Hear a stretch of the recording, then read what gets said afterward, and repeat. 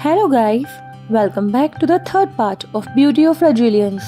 Master यान बेशक वेइजी के सामने तो उस बच्चे की मदद करने से मना कर देता है, लेकिन वेइजी के जाने के बाद वो उस बच्चे के पास वापस जाता है और कुछ पैसे रख के आता है। मास्टर यान को दुख होता है कि वो अपनी पोजीशन का इस्तेमाल इस बच्चे की मदद करने के लिए नहीं कर सकता। दूसरी ओर रेन गॉड मास्टर यान के कहने पर वेइजी की सच्चाई का पता लगाने के लिए उसके घर जाता है। उसे वेइजी के घर से एक डॉक्यूमेंट मिलता है जिससे पता चलता है कि वेइजी एक मॉर्टल ही है। वेइजी की माँ जो उसकी शादी करवाना चाहती है और तय कर चुकी है, वो उसके होने वाले फादर इन लॉ से मिलने जाती है। उसके होने वाले फादर इन लॉ इस बात से बहुत खुश है कि वेइजी का एडमिशन एग्रेज एकेडमी में हो गया है। इस शादी को लेकर वेइजी की माँ कुछ कहने ही वाली होती है कि तभी उसके फादर इन लॉ आते हैं और वेइजी की माँ को एक कागज थमाते हैं और कहते हैं कि हमारी एक छोटी सी वर्कशॉप है और मैं चाहता हूँ कि अब उसका ध्यान आप ही रखें। और फाइनेंशियली हेल्प करके वो एक बार फिर से वेइजी की माँ का मुंह बंद कर देते हैं और वो कुछ बोल नहीं पाती। वेई लिंग मास्टर यान से मिलने उनके रूम में जाती है, लेकिन वो उनके बैरियर को ब्रेक नहीं कर पाती। तभी वेइजी वहाँ आती है और बहुत ही आसानी से रूम के अंदर चली जाती है। वेई लिंग देखती रहती है कि जिस रूम के अंदर मैं नहीं जा पाई, वेइजी इतनी आसानी से कैसे जा सकती है। वेइजी अंदर जाती है और मास्टर यान से कहती है कि मैं आपके लिए आपके साफ कपड़े लेकर आई हूँ जो कि वेई लिंग ने धोए हैं। तो मास्टर यान कहता है कि अगर उसने मेरे कपड़े साफ किए हैं तो तुम क्यों लेकर आई हो, उसको ही लेकर आने चाहिए थे। इस पर वेइजी कहती है कि मैं वेई फैमिली की नौकर रह चुकी हूँ और उन लोगों के काम करना मेरी ड्यूटी है। ये सुनकर मास्टर यान को अच्छा नहीं लगता। वो वेइजी से कहता है कि मैं पहले ही कह चुका हूँ, इस एकेडमी के अंदर कोई किसी का मालिक नहीं है और कोई किसी का नौकर नहीं है। अगले दिन मास्टर यान एक और न्यू मैजिक सिखाता है। वो एक मैजिकल बर्ड बनाता है जो कि फ्लाई कर सकती है और सभी स्टूडेंट को एक एक करके उसे पकड़ना होता है। सबसे पहले वेई लिंग उस बर्ड को पकड़ने के लिए जाती है और हमेशा की तरह कामयाब होती है और उसे पकड़ के मास्टर यान के पास वापस ले आती है। एकेडमी में भेजी हुई अपनी मैजिकल पावर की वजह से डेमॉन किंग ये सब देख सकता है और वो सोचता है कि क्या सच में वेई लिंग ही फोनिक्स है। इसके बाद मिंग लैंग ट्राई करता है और वो भी बर्ड को इजीली पकड़ लेता है। वेई जी भी ट्राई करना चाहती है, लेकिन वो खुद को बीच में ही रोक लेती है और मास्टर यान उसे ऐसा करते हुए देख लेता है। एकेडमी में होने वाले इन सभी हरकतों पर डेमॉन किंग की पूरी नजर होती है। वेइजी जब एक और बार मैजिक ट्राई कर रही होती है तो तभी मास्टर यान उसके पास आता है और उससे कहता है, क्या तुम सच में नहीं जानती मैजिक करना या तुम जानबूझ के एक्टिंग करती हो। मास्टर यान को शक होता है कि वेइजी सब कुछ जानती है लेकिन वो शो नहीं करती।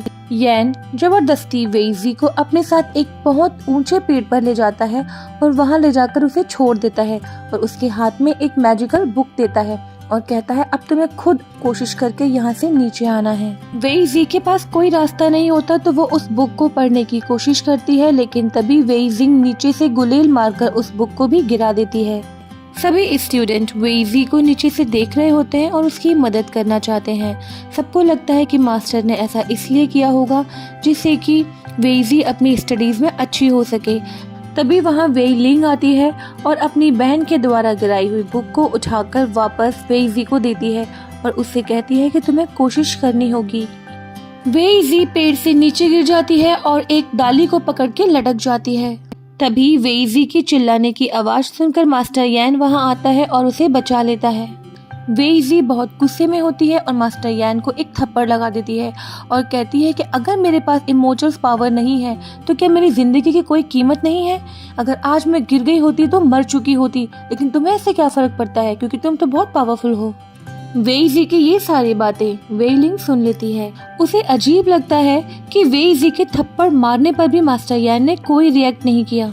इसके बाद रेन गॉड मास्टर यान के पास आता है और उससे कहता है, तुम्हारे कहे अनुसार मैं वेइजी के घर पे उसके डेस्टिनी का पता लगाने के लिए गया था, लेकिन मुझे वहाँ कुछ खास नहीं मिला। वो एक नॉर्मल मॉर्टल है जिसकी किस्मत बहुत ही खराब है, लेकिन उसकी किस्मत में बहुत ही जल्द कुछ बहुत बड़ा होने वाला है। लेकिन मास्टर यान का ध्यान तो सिर्फ वेइजी की उन बातों पर होता है जो उसने थप्पड़ मारते वक्त यान से कही थी। इसके बाद यान रेन गॉड को बताता है कि मुझे एकेडमी में डेमॉन्स के कुछ साइन मिले हैं, मुझे लगता है यह डेमॉन्स आ चुके हैं। तो रेन गॉड कहता है अगर तुम्हें डेमन ट्राइब से जरा भी खतरा महसूस हो तो तुम मुझे इन्फॉर्म कर सकते हो, मैं हेवन से कुछ सोल्जर्स यहाँ की सिक्योरिटी के लिए भेज दूंगा। इसके बाद वो चला जाता है। इसके बाद एक न्यू एंट्री है जिसका नाम है ओया। ये भी डेमन रीम से ही है लेकिन ये वुल्फ ट्राइब का प्रिंस है और ये इसकी गर्लफ्रेंड है जो कि एक प्रिंसेस है। ये खुद को ब्यूटी कॉल करती है और ये दोनों एक दूसरे से शादी करना चाहते हैं। ब्यूटी ओया से कहती है कि तुमने मुझे बिना बताए एग्रेज एकेडमी जाने का फैसला क्यों लिया है, तुम क्या सोच रहे हो? तो ओया कहता है कि डेमन ड्रीम में बहुत टाइम से वंश आगे नहीं बढ़ पा रहा है और ये हम लोगों के लिए एक बहुत बड़ी परेशानी है। क्या तुम नहीं चाहती कि शादी के बाद तुम माँ बनो? मैंने सुना है कि फोनिक्स का वापस जन्म हो चुका है और किसी भी सिंगल फोनिक्स का जो फेदर है वो हमारे वंश ना बढ़ने की इस समस्या को खत्म कर सकता है। इसीलिए मैं एग्रेज एकेडमी जाना चाहता हूँ उस फेदर को लाने के लिए। इसके बाद ओया एग्रेज एकेडमी में एंट्री कर लेता है। सबसे पहले उसका सामना वेई जिंग से होता है और वो उसे खुश करने के लिए एक फ्लावर देता है और उसकी तारीफ करता है।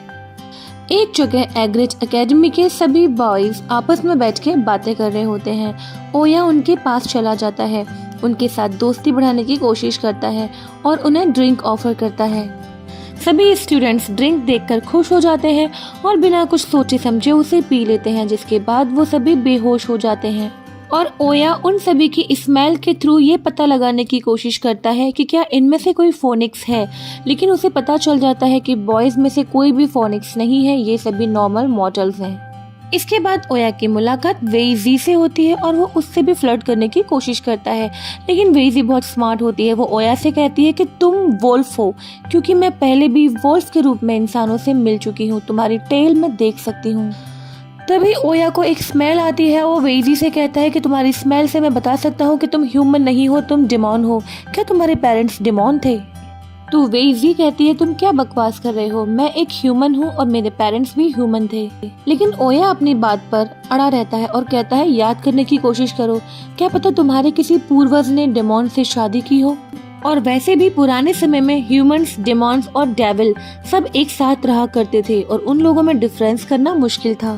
तभी वेईजी सोचने लगती है इसका मतलब क्या इसीलिए मुझे बचपन से बुरी आत्माएं दिखाई देती हैं क्योंकि मेरे पूर्वज डेमॉन थे।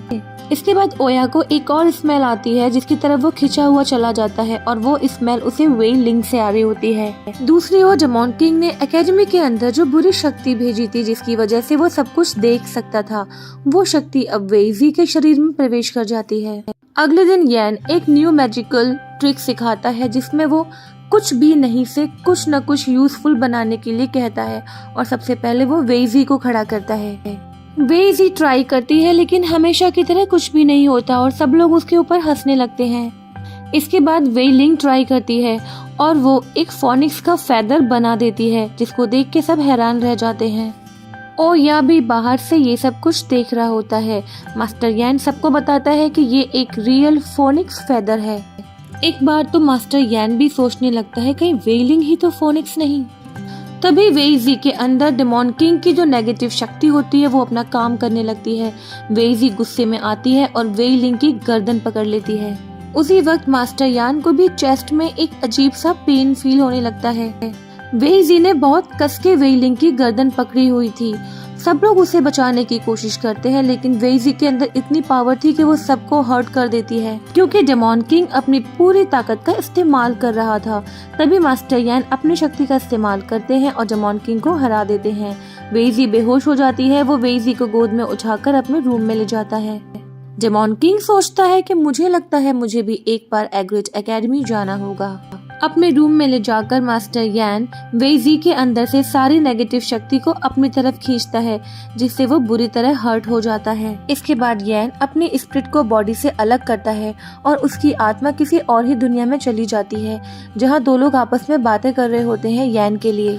यैन अपनी हर्ट हुई बॉडी को ठीक करने की कोशिश कर रहा होता है। तभी उसके बारे में कुछ लोग बातें कर रहे होते हैं जो हमें सुनाई देती है। वो कहते हैं कि 10,000 दिनों में दूसरी बार मिस्टर येन की आत्मा इधर आई है। पहले वो जब आए थे, जब उनकी दुख भरी प्रेम कहानी का अंत हुआ था। मिस्टर येन की प्रेम कहानी एक डिमॉन के साथ हो चुकी है और उस वक्त एक वार हुई थी जिसमें उनकी बॉडी बुरी तरह इंजर्ड हो गई थी। उस वक्त भी यान यहाँ आए थे अपनी बॉडी को रिकवर करने के लिए। यान का शरीर अपने रूम में होता है लेकिन उसकी आत्मा पूरी तरह से उस दुनिया में होती है। उधर वेइलिंग को होश आ जाता है लेकिन उसे ये जानकर बुरा लगता है कि उसकी ऐसी हालत के बावजूद भी मास्टर उसके आसपास नहीं है, बल्कि मास्टर ने वेइजी को कुछ भी नहीं कहा और उन्हें अभी भी वेइजी की ही चिंता है। उधर मास्टर के रूम में जब वेइजी की आंखें खुलती हैं तो वो मास्टर को बाथटब में देखती है और शर्मा के अपनी आंखों पर हाथ रख लेती है। मास्टर को उठाने की कोशिश करती है लेकिन मास्टर की आत्मा तो उनके शरीर में थी ही नहीं, इसलिए वो उठता ही नहीं है। इसके बाद वेइजी उसकी सांसें चेक करती है जो कि इस वक्त नहीं चल रही होती है, तो वो घबरा जाती है। तभी वेइलिंग मास्टर से मिलने के लिए आती है लेकिन वो जानती थी कि वो बैरियर को क्रॉस नहीं कर सकती, इसलिए वो वहाँ के कर्टेन में एक होल करके अंदर की तरफ देखने लगती है। जहाँ मास्टर यान की सांसें बंद हुई समझकर वेइजी उसको CPR दे रही होती है, यानी कि मुंह के थ्रू सांस दे रही होती है और वेइलिंग को लगता है कि वेइजी मास्टर को किस कर रही है। वेइजी बार बार मास्टर यान को सांस देने की कोशिश करती है, तभी अचानक मास्टर की आत्मा उसके शरीर में वापस आ जाती है और उसकी आंखें खुल जाती हैं। दोनों एक दूसरे को इस हाल में देखकर चेहरा फेर लेते हैं। वेइजी मास्टर से कहती है, मुझे लगा था आप मर चुके हैं। वेइजी वहाँ से पलटकर जाने लगती है लेकिन तभी उसे कुछ याद आता है। वो लौटकर मास्टर यान के पास जाती है और उसके होठों से अपनी लिपस्टिक मिटाकर भाग जाती है। यान हैरानी से उसे देखता रह जाता है। नेक्स्ट डे जब वेइजी क्लास में पहुंचती है तो सभी स्टूडेंट उससे एक अजीब सा बर्ताव करते हैं, कोई भी उससे ठीक से बात नहीं करता। तभी वेइजी के पास आती है और कहती है कि ये हमेशा से ही मनहूस है, जो भी उसके आसपास होता है उसके संग गलत ही होता है। वो वेइजी पे हाथ उठाने लगती है लेकिन तभी वेइजी को गुस्सा आता है और वो वेइजी को नीचे गिरा देती है। तभी वेइलिंग वहाँ आ जाती है और सबको समझाने की कोशिश करती है कि जो कुछ भी हुआ उसमें वेइजी की कोई गलती नहीं थी, उसकी बॉडी के अंदर डेमॉन किंग का अधिकार था, इसीलिए उसने ये सब किया।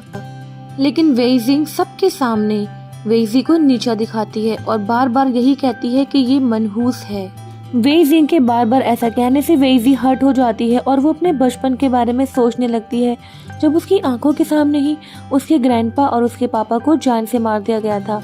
वो सोचने लगती है कि वास्तव में मैं ही अपने दादा और पापा की मौत की जिम्मेदार हूँ।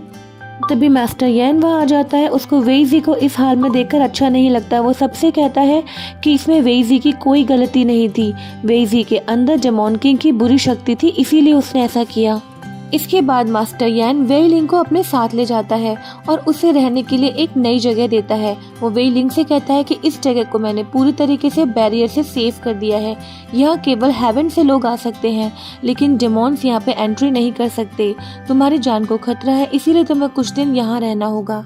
जैसे ही मास्टर यान जाने लगता है उसकी नज़र वुल्फ प्रिंस ओया पर पड़ जाती है और वो ओया को वहाँ से भगा देता है। वेइजी को अपनी गलती का एहसास होता है और वो माफी मांगने के लिए वेइलिंग के पास जाती है। काफी देर तक वो उससे बाहर खड़ी होकर माफी मांगती है लेकिन वेइलिंग इतने गुस्से में होती है कि वो वेइजी के लिए गेट नहीं खोलती। बेचारी वेइजी उदास हो जाती है और गेट के बाहर ही बैठ जाती है। तभी वहाँ एकेडमी का डीन आता है जो वेइजी को देखकर पूछता है कि तुम यहाँ क्यों बैठी हो। और इसी के साथ हमारा थर्ड पार्ट फिनिश हो जाता है। तो ये पार्ट आपको कैसा लगा कमेंट बॉक्स में लिखना बिल्कुल मत भूलिएगा। चैनल पर नए हैं तो बिना सब्सक्राइब किए जाइएगा नहीं, और अगर सब्सक्राइब कर दिया है तो बेल आइकन को दबाना बिल्कुल मत भूलिएगा ताकि जब भी मेरे नया वीडियो आए तो आपको उसका नोटिफिकेशन मिल जाए। मिलते हैं नेक्स्ट पार्ट में। Till then tata bye bye, सायोनारा एंड टेक केयर।